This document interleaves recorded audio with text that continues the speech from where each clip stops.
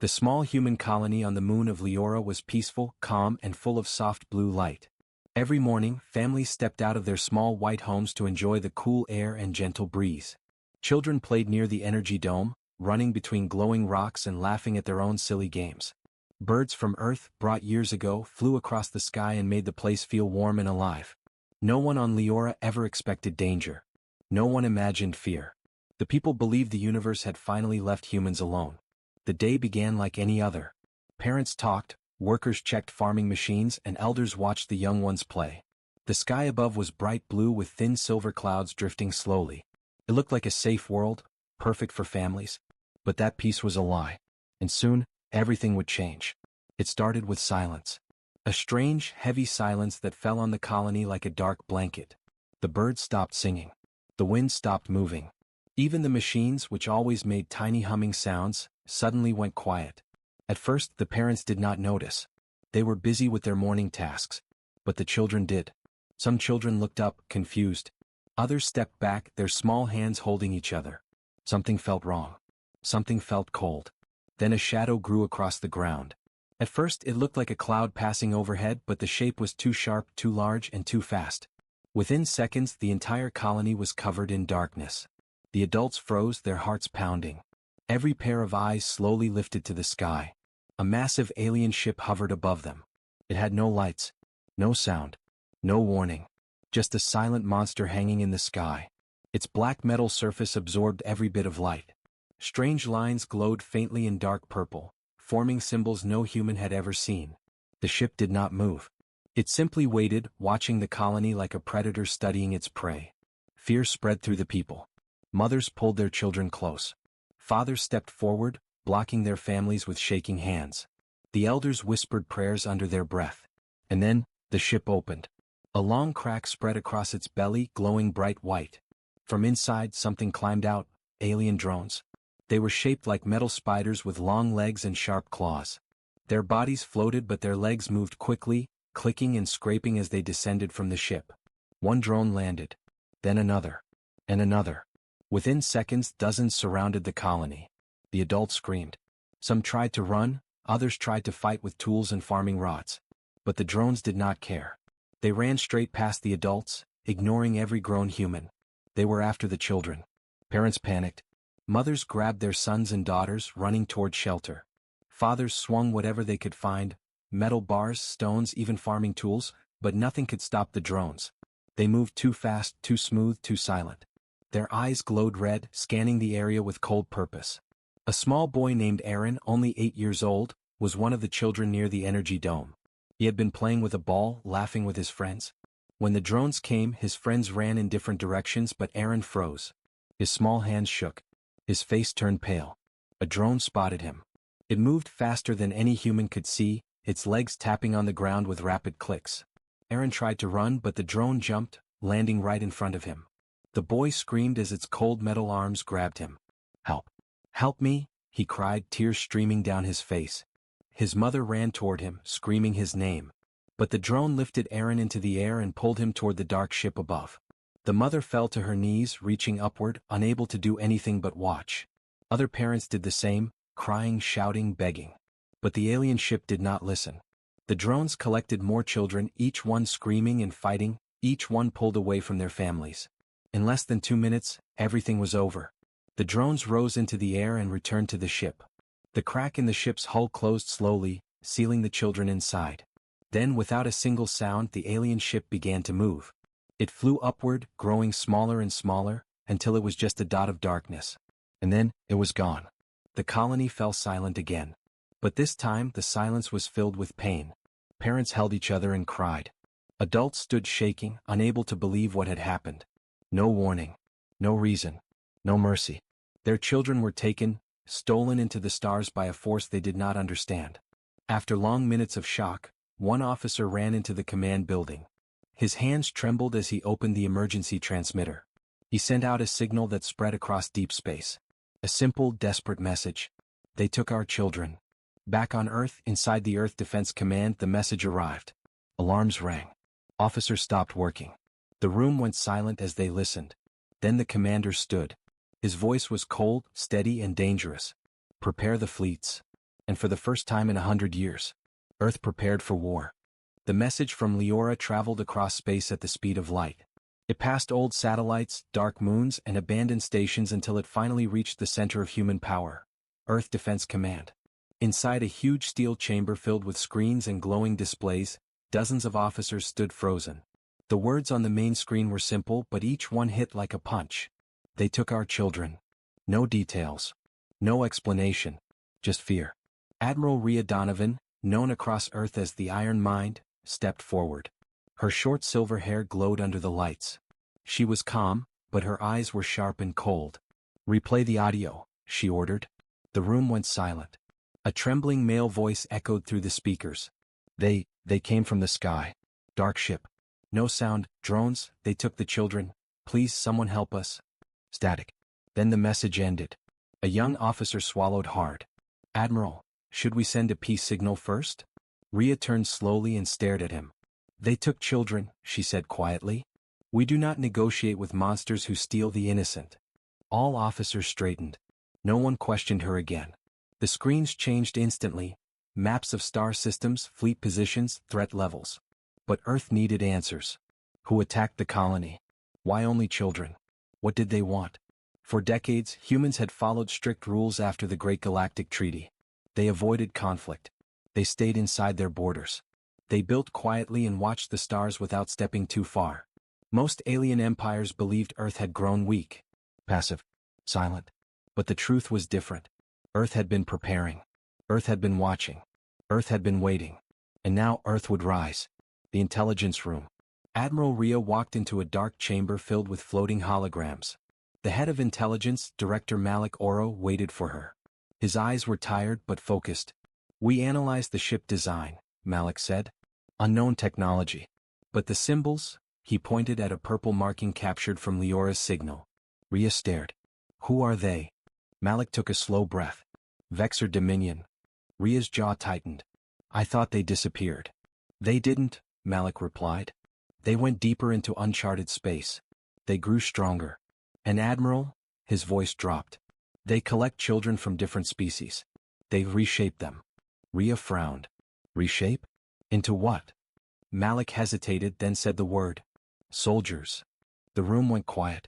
"We have reports from old refugees," Malik continued.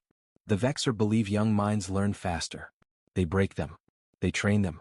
They erase their memories and turn them into perfect fighters." Rhea closed her eyes for a moment. When she opened them again, fire burned inside. "Not humans," she said. "Never humans." Earth Council meeting. Within the hour, the Earth Global Council gathered. Leaders from all nations appeared on the hollow screens. Some looked angry. Some looked afraid. But all looked ready. Admiral Rhea gave the report. "Children from Leora have been taken by the Vexor Dominion. We cannot wait. We must act now." One council member hesitated. "If we attack, the galaxy will judge us. They will say humans broke the treaty." Rhea stepped forward, voice steady. "And what will they say when our children disappear? When our colonies burn? When we sit and do nothing?" Silence. Then slowly, one by one, every leader nodded. "We approve military action." The decision was made. The fleet awakens. Deep under Earth's oceans, hidden hangars began to open. Massive steel doors slid apart for the first time in years. Inside them slept the greatest weapons humanity had ever built. Titan-class destroyers. Nova strike cruisers. Shadow Wing stealth ships. The Solar Hammer, Earth's most powerful battleship. Lights flickered on. Engines hummed. Machines roared to life. Thousands of pilots rushed to their stations. Engineers tightened last-minute bolts. Commanders fastened their suits and helmets. The world had gone quiet for too long. But now, humanity was awake again. The commander of the mission, General Orion Hale, entered the main docking bay. Tall, calm, and fearless, he had once been called the man who never breaks. Rhea approached him. "You will lead the rescue mission," she said. Orion nodded. "We'll bring the children back." "And the Vexor?" Rhea asked. Orion's eyes hardened like steel. "They touched Innocence," he said. "They will face Earth." He walked onto the command bridge of the Solar Hammer. The entire ship shook as systems powered up. Officers saluted him. "All sectors ready, sir." Orion raised his hand. "Set course toward the Vexor border." A deep rumble filled the ship. Engines glowed like newborn suns. The giant vessel began to rise. All around it, hundreds of human warships followed. One fleet, one purpose, one message. We are coming. The final moment of Part 2. As the fleet prepared to jump into hyperspace, Admiral Rhea gave her final order. Broadcast a message to all human colonies. Yes, Admiral. What message? She spoke slowly, every word sharp and clear. The stars are no longer safe for those who steal from us. The message spread across the galaxy like thunder. Then, with a burst of light, the human fleet launched into the darkness of space, heading straight toward the heart of the Vexor Dominion. The rescue had begun, and Earth was done being quiet. The human fleet traveled through hyperspace like a storm of light. Dozens of giant ships stretched across the void, destroyers, cruisers, carriers, and stealth wings. Together, they moved as one powerful force, heading toward the dark part of the galaxy where the Vexor Dominion ruled. Inside the flagship Solar Hammer, General Orion Hale stood in the center of the command bridge. The room was filled with holograms showing star maps, enemy borders, and unknown regions. Officers worked quickly, their faces serious and focused. For years, humans had stayed inside safe space. They avoided trouble. They avoided war. But now, they were entering a part of the galaxy no human had seen in a century. A young officer, Lena Varys, looked at her screen and swallowed hard. General, the Vexor border is only 20 minutes away. The room fell quiet. Everyone knew what that meant. Once they crossed it, there was no turning back. General Orion nodded. Keep course steady. No slowing down. Another officer turned in her seat. Sir, long-range scans detecting debris. A lot of debris. Show it, Orion ordered. The holoscreen flickered. The image made several officers whisper in shock. Floating across space were the remains of ships. Not human ships but alien ones. Their hulls were torn open, their engines ripped apart. Some pieces drifted slowly, like broken bones in a black ocean. Lena gasped. Which species are these ships from? Director Malik's voice crackled through the comms from the intelligence room. Multiple species, sir. Zarian Republic, Tholian tribes, and even Saran traders. All destroyed. All near the Vexor border. Orion stared at the map. They tried to fight the Vexor, and lost. Malik continued, there are no survivors in the region. No signals. It's a graveyard. The bridge went silent again. This was not just a rescue mission anymore. This was a journey into the territory of a monster. Refugees in the dark. As the human fleet moved deeper into the unknown, something unexpected appeared on the scanner. General. Incoming ship, small, damaged, drifting, an officer reported. Prepare weapons, Orion said automatically. No, sir, it's not Vexor. It's a refugee ship. The Solar Hammer moved closer and used magnetic arms to pull the tiny craft inside. The ship's hull was cracked, and its engines were barely working.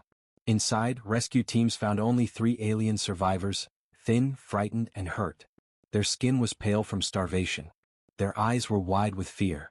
One of them whispered in a shaking voice, Are you humans? Orion stepped forward. Yes. You're safe now. The alien's face relaxed, but then tears rolled down their cheeks. Do not go into Vexor space. They take children. They break minds. They destroy everything. Orion's jaw tightened. We know. That's why we're here. The alien shook their head weakly. No. You don't understand. Your children, they will be changed. They are taken to the Vexor Forge. No one returns from there. The room felt colder. The Vexor Forge? Orion asked. The refugee nodded slowly. A giant station. Bigger than a moon. They shape young minds there. They erase everything inside them. Where is this station? Orion asked. The alien pointed at a star map. A dark region. No light. No signals. The forge is here. But be careful, even the galaxy fears that place. Orion placed a hand on the alien's shoulder. Rest. We will handle the rest. The survivors were taken to the medical bay. Now Earth had a direction. Now the mission had a name. Operation Star Rescue. The strike team. Deep inside the Solar Hammer, 40 elite soldiers prepared for the mission. Their armor was black and silver. Their weapons were silent but deadly. They all carried one symbol on their chest, a small blue star representing the children they were fighting for. Among them was Captain Mira Solis, one of Earth's strongest soldiers. Calm eyes, sharp mind, zero fear. She addressed her team. We are entering enemy territory. They outnumber us. They know this region. We do not. But we are not here to start a war, we are here to bring our children home. Her team nodded. Mira continued, we strike fast. We strike silent. We get the kids and get out. If we fail, the Vexer will turn them into something else, something they should never be. A heavy silence filled the room. Everyone understood. Failure was not an option. The first sign of the enemy. Back on the bridge, Lena suddenly gasped. General. Multiple signals, Vexer patrol ships approaching. Orion stood tall. How many? 6 small ones, 2 medium, and 1 large command ship. A few officers panicked. But Orion's voice cut through the fear. Do not open fire. Not yet. Let them scan us. Sir? Lena asked. Orion lifted his hand. If they fire first, we destroy them. If they don't, we continue forward. Everyone watched the screens. The Vexer patrol ships circled the human fleet like sharks. Seconds passed. Long, painful seconds. Then, they're scanning us, sir. Let them finish, Orion said. The scan ended. Everyone waited for the attack. But it didn't come. A Vexer message appeared on the screen. Short, cold, mechanical. Turn back. Humans are not welcome. Orion smiled just a little. Keep going, he ordered. We do not take orders from child thieves. The fleet pushed forward. The Vexer ships followed, watching, waiting. The real war had not started yet. But the darkness ahead felt heavier. Somewhere in that darkness, human children were calling for help. And Earth was coming closer with every second. The Vexer Forge appeared slowly out of the darkness, like a beast waking from a nightmare. At first it looked like a shadow with no shape. Then the true size became clear. Captain Mira Solis stood at the forward window of her strike ship, the Shadow Spear. She felt her chest tighten. That is not a station, one soldier whispered. It's a world. And he was right. The forge was larger than a moon, covered in thick black metal. Millions of red lights pulsed across its surface like beating hearts. Giant towers rose from its sides, shaped like claws trying to scrape the stars. Rings of machinery rotated around it, grinding slowly, making a deep vibration that even the Shadow Spear could feel. The place looked alive. Hungry. Waiting. General Orion Hale watched from the command bridge of the Solar Hammer. So this is where they took them, he said quietly. Director Malik's voice came through the comms. General, scanners show thousands of life signs inside. Many small ones, likely children. That single sentence made the bridge go silent. Orion nodded. Captain Mira, you have confirmation. Begin infiltration. Mira replied, copy that, General. Team preparing for entry. Approaching the monster. The Shadow Spear detached from the main fleet and activated its stealth systems. The ship shimmered, then vanished into the darkness. Inside, Mira's team sat in silence, checking weapons, locking armor plates, tightening gloves. Every face was serious. Every heartbeat was loud. Mira stepped forward. Remember the mission, she said. We get in, find the children, and signal the fleet. No noise. No mistakes. Her second-in-command, Sergeant Cade Rylan, nodded. And no fear. The team smiled just a little. The Shadow Spear drifted closer to the forge. Giant mechanical arms slowly opened and closed, sucking energy from broken asteroids nearby. The station looked like it was eating space itself. Suddenly, the pilot spoke in a low voice. Captain, there's an opening. A small service port. We can slip in. Do it, Mira ordered. The hatch opened, and the ship slid inside the dark tunnel like a shadow entering a deeper shadow. Inside the forge, the strike team stepped off the ship into a narrow metal corridor. The air was cold and filled with a sharp chemical smell. Strange echoes ran through the halls. The lights flickered red, then black, then red again like the station was breathing. Cade scanned the area. No guards. Too quiet. Mira raised her hand. Move. The corridor led them deeper into the station. Pipes hissed. Machinery growled. The walls were covered in symbols, the same dark purple markings seen on Leora. They reached a wide chamber. Mira stopped. Every soldier froze. At the center of the room were pods, hundreds of glass pods shaped like eggs, glowing with dim blue light. Inside them were children. Humans, and many aliens. Some children were unconscious. Some cried softly. Some stared blankly at nothing. Mira's voice cracked for the first time in years. Oh God. A young human girl saw Mira and whispered through the glass, please, don't leave us. The team moved fast. Break the locks, Mira ordered. Quietly. Cade and 2 soldiers used silent plasma cutters to open the first pod. The little girl fell forward into Myra's arms. She was trembling, cold, and thin. "They hurt us," the girl whispered. "They made us watch things. They said they would change us." Myra's heart burned with anger. "Not anymore," she said softly. "You're safe now. Trouble arrives." Just as the team opened the fifth pot, something changed. A low alarm began to hum through the walls. Not loud, but cold, slow, deadly.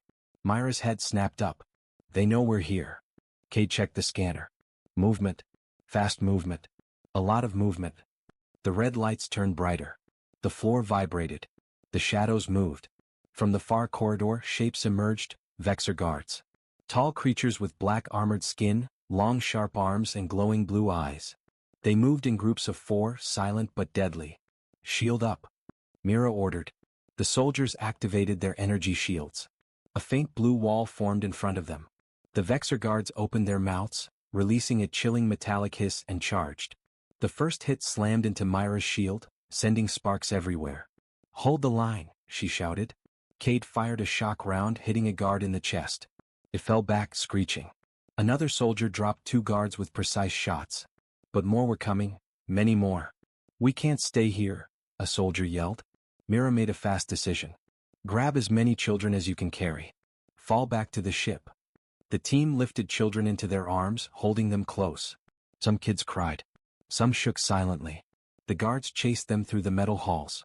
Every turn was filled with danger. The ground shook from heavy footsteps. Cade threw a stun grenade, stopping the guards for a few seconds. "Move," Mira shouted. "Don't stop. Escape or trap." The shadow spear came into sight at the end of the tunnel. The hatch opened. "Go," Mira yelled. Her team rushed inside, placing the children into seats, covering them with thermal blankets. But as the last soldiers entered, the entire forge lit up with red light. A deep voice echoed through the station. "Humans, you dare enter the forge?" It was the Vexor overlord. The walls began to close. Tunnels sealed. Doors locked. The station was trapping them. The pilot shouted, "Captain, if we don't launch now, we'll be crushed." Mira grabbed the last child, handed them inside, and jumped in as the hatch closed. "Launch. Now." The engines roared. The shadow spear shot forward. But a massive metal barrier dropped ahead. "We can't escape," the pilot screamed. Mira stared at the barrier. Her voice became steel. "Then we break it." She hit the emergency power override. The engines turned white-hot, burning beyond safety limits. The ship exploded forward, slamming into the barrier, cracking it, breaking through, and shooting out into open space. Behind them, alarms screamed across the forge. They had escaped, but the Vexor were coming. They knew. They saw. They were angry. And what came next would shake the galaxy. Scene 1, the galaxy reacts. The galaxy wakes up in shock. News spreads everywhere. Earth destroyed the Zarion fleet. Alien leaders panic. They never believed humans could fight back. Now, they fear humans more than ever.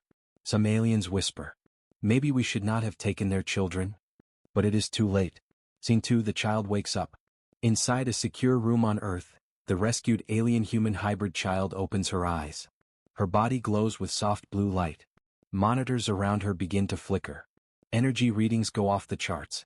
Scientists whisper, "She is not just a child, she is a key to something powerful, something ancient." The child looks at Earth's soldiers and speaks slowly. "They will come. They will burn your world, unless you use the light inside me." Her words freeze the room. Scene 3, the hidden message. The child reveals a truth. The aliens didn't just take children. They used them to unlock a weapon. A weapon that only children with pure hearts can activate. The Council wanted limitless power. Earth was just a stepping stone.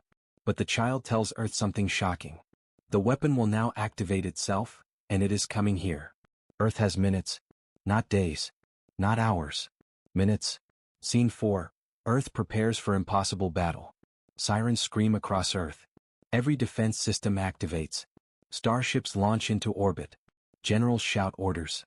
Everyone knows the truth. They cannot survive this fight. But the child steps forward, glowing brighter. She says, "If I link with your ships, I can help you control the weapon. But I may not survive." Soldiers stand frozen. The room feels heavy. Earth must choose. Save the child. Or save the world. Scene 5. The enemy arrives. The sky cracks open. A giant shadow covers Earth. The Council's ancient weapon enters the system. It is miles long, silent, cold, unstoppable. Earth's final message is broadcast to all humans. Hold the line. The alien weapon enters Earth orbit. Its size blocks the sunlight. Cities fall into darkness. People gather on rooftops, watching the giant shadow in fear. Earth's commanders send one final message to all ships. This is it. For humanity. For the children. Hold your ground. Starships form a defensive wall around the planet. Tiny human ships face the giant weapon, like ants facing a mountain. But none retreat. Humanity stands. Scene 2. The child makes her choice. Inside the Earth Command Center, the half-alien child glows with blinding light. Her voice becomes soft, almost breaking. I feel the weapon calling me. It knows I escape. It wants me back. Doctors beg her to rest. Soldiers tell her she is safe. But she shakes her head. I am the key. Without me, Earth will burn. She places her small hand on the hollow map. The map reacts instantly. Lights, signals, and codes unlock by her touch. Scientists gasp. She is merging with our systems. She is rewriting our tech. Her eyes shine brighter. She whispers, "Connect me to the fleet." They obey. Scene 3. The weapon fires. A deep hum echoes across space. The alien weapon begins charging. A beam of crimson energy gathers at its core. Earth sensors scream warnings. Impact in 10, 8. Human ships rush forward. Lasers fire. Missiles streak across the dark sky. But the weapon is too strong. Human ships explode one by one. Earth trembles. People pray. For 3. Scene 4. The child activates the light. At the final second, the child raises her hand. A pillar of blue light erupts from her body, shooting into the sky. It spreads across the entire fleet. Human ships suddenly glow with the same blue energy. Weapons recharge instantly. Shields strengthen. Engines roar to life. The fleet commander whispers in shock. She upgraded everything. The countdown reaches 0. The alien weapon fires. A massive red beam shoots toward Earth. The child screams. Now! The entire human fleet fires together, releasing the blue energy. The two beams collide. The universe flashes white. Scene 5. The sacrifice. The clash of energy rips open space itself. Ships shake. Alarms blare. The child collapses to her knees, glowing too brightly. Scientists shout. Her body can't hold this much power. But she smiles softly. It's okay. Earth gave me a home. Let me protect it. The blue light grows stronger. Then bursts outward like a supernova. The alien weapon's core cracks. Fragments break apart. The giant structure begins to fall apart, piece by piece. The enemy weapon is dying. But so is the child. Scene 6. Victory and silence. The alien weapon explodes in a silent flash. The shockwave spreads gently across space like a ripple of light. Earth survives. The fleet survives. Humanity survives. But the command center is silent. The child lies still, light fading from her skin. Doctors rush in. One whispers, "She's gone." Everyone bows their heads. Even the hardened soldiers cry. She saved Earth. A child they didn't even know yesterday became the hero of the entire planet. Scene 7. The final message. Hours later, Earth broadcasts a message to the galaxy. You took innocence. You stole children. You thought we were weak. But today, Earth took the stars. The message echoes across thousands of worlds. Alien empires tremble. Humanity is no longer prey. Humanity has risen.